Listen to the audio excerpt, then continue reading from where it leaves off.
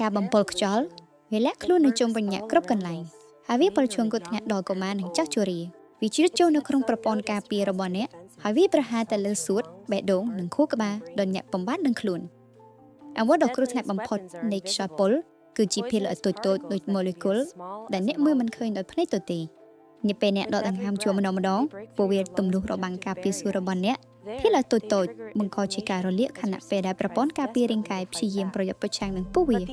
ប៉ុន្តែភាគល្អិតតូចៗទាំងនេះនៅបន្តកកកុញនៅមួយកន្លែងហើយបង្កហានិភ័យជាជំងឺមហារីកពួកវាជ្រៀតចូលនៅក្នុងចរន្តឈាមហើយបំផ្លាញប្រព័ន្ធទាំងមូលនៃរាងកាយរបស់អ្នកវាធ្វើឲ្យសរសៃឈាមរបស់អ្នករលាកនិងរួមតូចដែលបណ្ដាលឲ្យសម្ពាធឈាមកើនឡើងហើយនាំឲ្យមានការដាច់សរសៃឈាមនៅក្នុងខួរក្បាលនាថ្ងៃណាមួយភាគល្អិតតូចៗទាំងនេះបង្កឲ្យកើតមានបន្ទះខ្លាញ់ដែលកើតចេញពីរបបអាហារប្រចាំថ្ងៃវាបង្កើតជាកំណកឈាមក្នុងសរសៃដែលរារាំងដល់លំហូរឈាមទៅកាន់បេះដូងឬខួរក្បាលហើយបណ្ដាលឲ្យកើតជំងឺដាច់សរសៃឈាមនៅក្នុងខួរក្បាលជំងឺសួតឬមហារីកសួតយ៉ាងធ្ងន់ធ្ងរការបំពុលខ្យល់កំពុងសម្លាប់ជីវិតមនុស្សជាប្រចាំតោះចូលរួមទាំងអស់គ្នាទប់ស្កាត់ឃាតករលាក់មុខមួយនេះ